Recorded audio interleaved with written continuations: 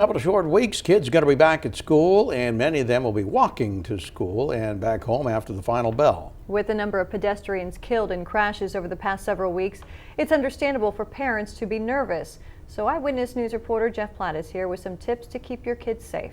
Jeff. Well, whether your child is a tot or a teen or somewhere in between, odds are they've got a bad habit or two when it comes to walking around. So here's a list of tips issued by BPD today. It's a good idea to start the school year with a discussion about how your child is going to get to and from school. Work together to plan the safest route. Try not to let your kids walk home from school alone. Make sure they're with a sibling, a friend, or a neighbor. There's strength in numbers. Also, remind your child of the proper way to cross the street.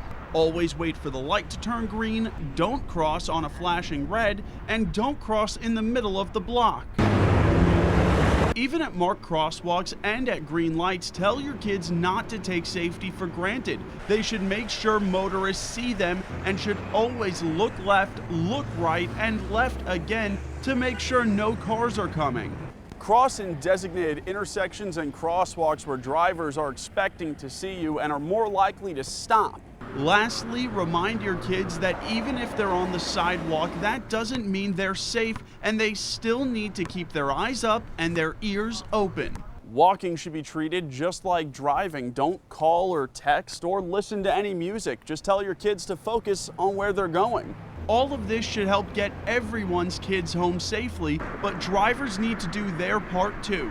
That means slowing down in school zones, checking twice for pedestrians, and stopping behind school buses with their stop signs extended.